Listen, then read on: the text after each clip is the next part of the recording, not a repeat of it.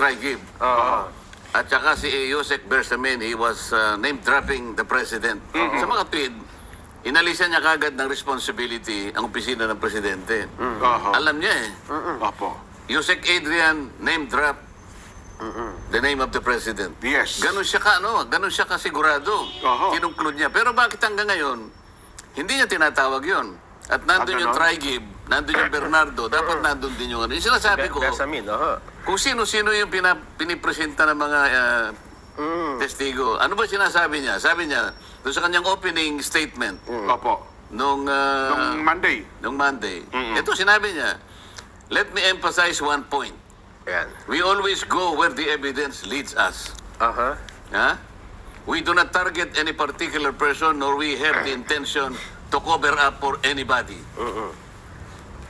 Taliwas ito eh. Oo nga. Wherever the evidence leads us. Uy, nagsabi si Trigib. Nagsabi Adrian Bersamin. Ba't di mo sila patawagin? Eh, bakit ganito? Wala raw silang intensyon na panatan ng iba. O to cover up anybody. Parang may kinocover ka rito. Di ba? Nagharap silang dalawa eh. Ayun nga. O pagkatapos, ang pinresent niya, dalawang babae nakatakip ang mukha. Nagtatanong ako, sino sumasagot? Opo.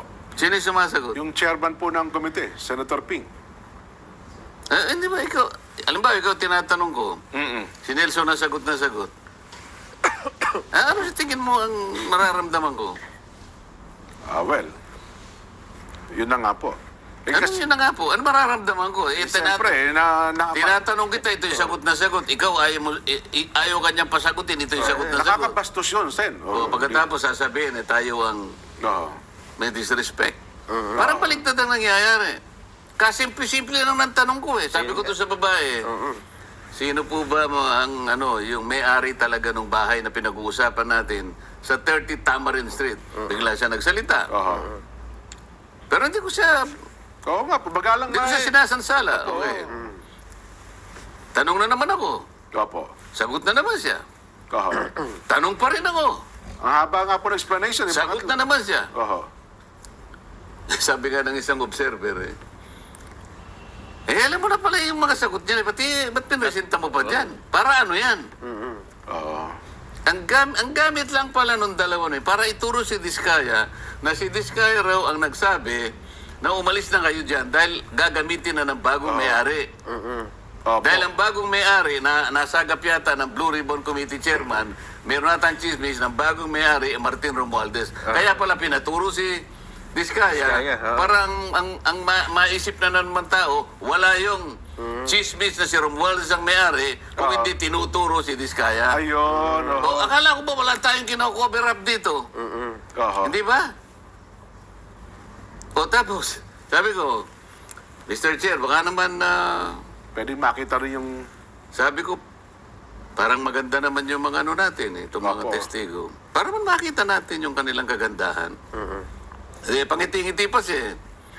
Hindi kasi na-commit ko sa kanila na kung tetestigo sila naman ay na gano'n din, nakiusap, natakpan ang kanilang mga mukha. Alias na nga lang daw ginamit nila, para di makilala. Kaya nga alias ang ginamit para kasi pinagbigyan.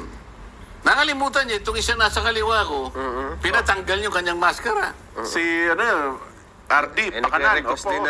Nagre-request din ito na takpan ng mukha. Hindi ko naman malaman kung talagang binalot niya talaga yung sarili niya. So, pinabakbak lahat ang Ngayon, pinagtulungan nga po kasi disrespect daw sa Senado yun eh. Kaya nga, ngayon, paano ngayong wala kaming kino-cover up? Pero yung dalawang babae naka-cover up ang mukha. Itong isa tinanggal yung disrespect, sabi nila. Yung dalawang babae, hindi disrespect, nakiusap. Wag na po. Ano ba naman ang masama? Ang pag-uusapan lang naman pala kung sino yung nagsabi sa kanila na umalis na kayo. Ayun nga. Yung ba ay nakakatakot? Nakakulong yung kanilang itinuro eh. Si Carly. Yung asawa nakakulong sa Cebu, itong lalaki nakakulong yata sa Senado hanggang ngayon. Nakakatakot ba yun? Ba't ayaw mo ipakita yung mukha mo? na ang gusto naman sabihin, pinaalis po kami ni Ginoong Colonel Diskaya. O, ba't kinakailangan takpan mo yung mukha mo? O with added dramatization.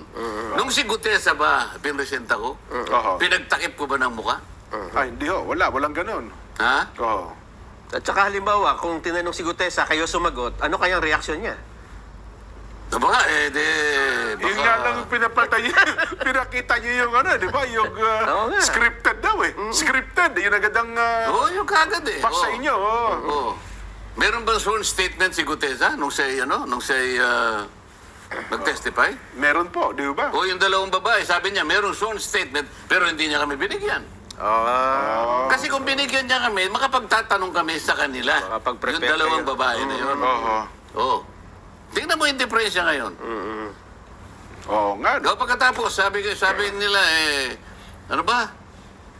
Let me emphasize one point, we always go where the evidence leads us. Yes, sabi po yun. Oh. Lahat ng mga testigo, tinuturo si Martin Romualdez. Oo. Si Gutesa, tinuro siya. Sila Diskaya sa magitan ng mga ilang Congressman. congressmen na kanilang in-identify, tinuturo din Opo. si Saltico at si Martin Romualdez. Di ba? Maski sila, ang dami. O bakit hindi niya puwersahin si Romualdez na tumestigo sa Blue Ribbon? Ang gusto ko mangyari sa susunod na pag-hearing, paratingin niya si Romualdez. Meron daw po kayong courtesy eh. Yung dalawang kapulungan. So, hindi pwede pilitin. Parliamentary. Parliamentary courtesy. Ano pilitin. yung sa Tagalog yung parliamentary courtesy?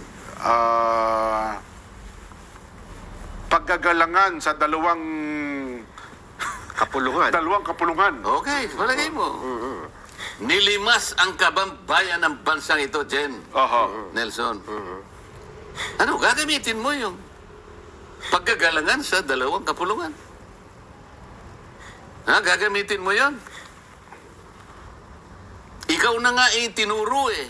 Ang pinag-uusapan natin, mahigit na 1 trilyong piso ang ninakaw, ang nilimas sa kaban ng bayan. Pagkatapos sasabihin mo, meron tayong interparliamentary courtesy. Oo. Siya lamang kanya ang makapagpapasya kung darating siya o hindi. Oho. Kung ako ang chairman, hindi ganon ang aking pasya. Oho. Kung kinakailangan isasabi na kita. Anong parliamentary courtesy yung pinag-uusapan? Kaban ng bayan ang pinag-uusapan. Makakalabag ba ako? Mas mahalaga ba yung interparliamentary courtesy sa sinasabi ng saligang batas? Oho. Basahin ninyo ang saligang batas. Opo. Yung statement ng principles nakalagay dyan. Na kailangan lahat ng mga opisyalis ng gobyerno ay hindi dapat nai-involve sa corruption. Oho. Yun ang mas mataas na uri Oho. na parametrong dapat natin gamitin. Hindi interparliamentary courtesy. Hindi absolute yun eh. Doon sa saligang batas din sinasabi, yung House of Representatives at saka yung Senado pwedeng magpatawag. Opo. Sa ngayon nga, lahat pinatatawag namin eh. Kahit na public official ka, kailangan dumating ka. Ang kaibahan nga lang, merong limited immunity yung mga members ng Congress. Tama. Oho. Okay? Oho. Ano yung limited immunity? Oho. Immunity from arrest. Pero wala kang immunity sa sabina, wala kang immunity sa patawag at sa investigation o anumang public scrutiny. Walang nakalagay sa saligang batas na ganun. So, dyan sila gumagamit ng pamamaraan para sa ganun, i-cover up. Hindi totoo itong sinabi niya ito. Let me emphasize one point. Hindi totoo yung sinasabi niya. Dapat nakikinig siya ngayon. We always go where the evidence leads us. Hindi totoo. Ako na nagsasabi sa inyo. Oho.